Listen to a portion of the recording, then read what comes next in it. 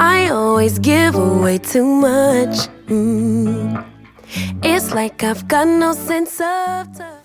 Hey Lifer Tribe, welcome to another video, Living Life with Stae. And if you're new to the channel, welcome, and thank you so much for being here.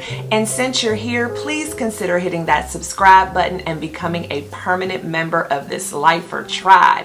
And then you might as well hit the notification bell so that you never miss any new content. So y'all, today we are going to talk about a couple of buzz phrases or buzzwords that have been floating around probably the last 5 years or so, and they sound really great and I believe in them, but it's just important that when we say them that we really know what they mean, because they're powerful and they're liberating. And those things are being your authentic self and living your life and being you unapologetically. Because we hear about authentic self and unapologetically me all the time, but what does that really mean? And when we're saying it, is that really what we're doing? And are we sometimes doing too much by trying to be true to being our authentic self and being unapologetically us, right? And so being your authentic self, a lot of people would think, well, that's pretty easy. Like, who else are you going to be but you? However, it's a little easier said than done, especially with all of the outside influences that we have with television, social media, influencers. We have celebrities. Sometimes it's just family members, friends, and we see so many different things. And if you're honest with yourself, it does sometimes make you question how you show up, and should I be doing this and should I be doing that? Like, eyelashes are really popular. Do I need to wear eyelashes, or do I need to dress a certain way when I go to these types of events?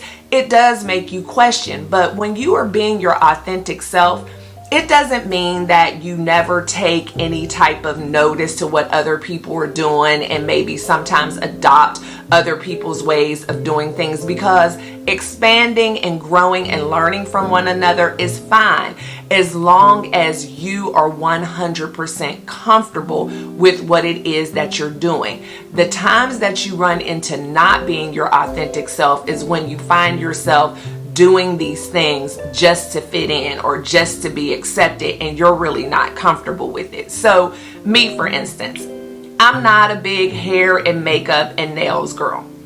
But there have been times, especially in my professional career in the very beginning when I was first getting out there, that I thought that there were certain things that I had to do. And not only am I not a hair girl, like, I don't enjoy going to get my hair done, especially on a regular basis. It's just not a thing that I enjoy doing. I don't enjoy going to the beauty salons. I don't enjoy going to the nail salons. A lot of people find that stuff relaxing. It's just not for me. But there was a time when I was going to get my hair done every single week, going to get my nails done every single week. And that was not being my authentic self. But I had to come to terms with the fact that the way I like to do things is okay. I don't have to have my edges laid every single time I stand up to talk in front of somebody. I don't have to have these gorgeous, glamorous nails every time I stand on a stage, because what's most important is that I'm comfortable. And when I'm comfortable, that's when people are going to get the best of me. And so I started cutting myself a break on those things, but it was a process. And I just realized I'm doing all this stuff and it's not really even who I am, and it's taking away from who I am because I'm not comfortable in the skin that I'm in.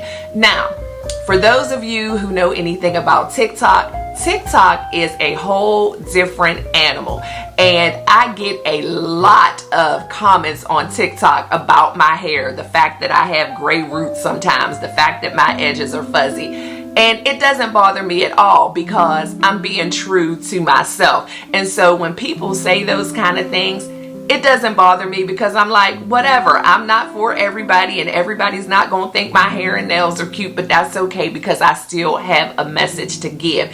And when you're being your authentic self, that's the kind of peace of mind that you have. No matter what anybody says, no matter what type of critique, no matter what anybody has to comment, you still good with what you're doing. Like, I get those comments and I still don't go put no gel on my edges. I get those comments and I still don't go get my nails done. Now, there will be times when I'll do certain things because I feel like it. And again, that's being true to me. That's being my authentic self. Being your authentic self is also showing up in a way that doesn't take a lot of effort, right? Because it's who you are. And so authentic and genuine go hand in hand. It's the fact that you're able to hold conversations with people and be 100% honest, have candid conversations because you are being your authentic self. I'm telling you, if you feel any discomfort with how you show up, if you walk away from conversations feeling like, why did I say that? Or why was I acting like that? Then there's a high chance that you're not being your authentic self. If you find yourself in groups of people where you really don't feel comfortable adding anything to the conversation, that's because you're not comfortable being your authentic self. And so those are just some of the things that you need to think about as we use that line and say that. Just think, is that really what I'm doing? Is that really how I'm showing up? Because again, to notice something that somebody else is doing and kind of want to adopt that and make that a part of what you're doing is fine. It's, we all learn from each other. We all see certain things and ideas like it's like, oh, I never thought about that. I want to try that. But that doesn't make you not be authentic. It's when you are trying to directly emulate somebody else, when you are trying to be somebody else in essence, when you are trying to recreate who you are to fit a certain mold that was not made from you. That's when you're not being authentic. And the unapologetic part is when you're able to show up as your authentic self, comfortable in the skin that you're in, comfortable in the message that you're conveying, comfortable in how you show up, and you don't care what anybody else has to say or think. And again, it's not that others' opinions don't matter, and it's not that other people can't sometimes bring something to our attention that is useful for us, but it's about those unsolicited comments, that unsolicited advice. You have to be you have to have a good spirit of discernment to know whether or not someone's feedback is something that's useful for you, or is it coming from a place of jealousy? Is it coming from a place of anger? Is it coming from a place of sabotage? Just because someone gives you feedback, just because someone offers their advice, doesn't mean that you have to take it. You also don't need to be defensive. That's another sign of, are you living your authentic life? Are you unapologetically you? Because when you are being your authentic self and showing up as who you are with confidence, unapologetically, you're not going to have the need to be defensive when people have something to say. You're not going to have this need to over explain yourself. You're not going to have this need to try to make them understand why you do and say what you do and say, because you're being your authentic self. You are unapologetically you, and being unapologetically you also means that you don't owe anybody any explanations for why you do what you do and why you say what you say. Now, on the same token, when we talk about being unapologetically us, that also doesn't mean that that gives you carte blanche to just say and do whatever you want to people and act any kind of way and be ugly towards people. One of the other little buzzwords that I have not really been okay with over the past several years is people taking pride in not having a filter. Well, as being a social, soft skills and emotional intelligence coach and expert, not having a filter is not cute, and especially at our big ages. Having a filter means that you have some sort of decorum about yourself. Having a filter means that you are empathetic towards other people. Having a filter means that you are mature in your speech and your actions. It's not okay for anybody to be out here just saying and doing whatever they want to say and speaking the first thing that comes to their mind. Sometimes that is just plain old rude. If somebody walks in a room and you don't like their dress, There is no reason for you to say, "Ooh, that dress is ugly. Well, I'm sorry, girl, I don't have a filter." No, that's not cute. That's not having a filter.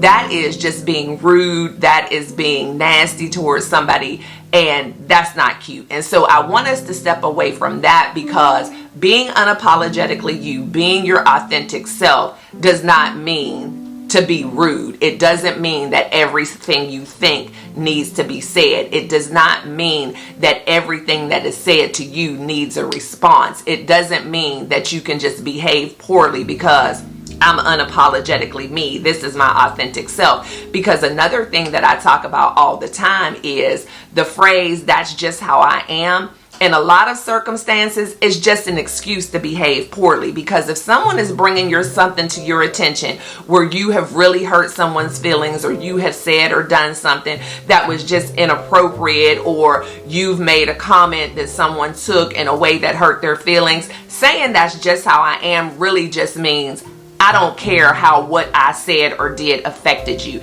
And that's not being authentic. That's not being unapologetically you. Again, that's just being rude. That's being immature. Because no matter how we show up, no matter how authentic, genuine, empathetic, kind, mature, well-behaved we are, we're all still human. And with being human comes the possibility for error. And with the possibility for error, that means that we can sometimes slip up and say or do something that hurts someone's feelings.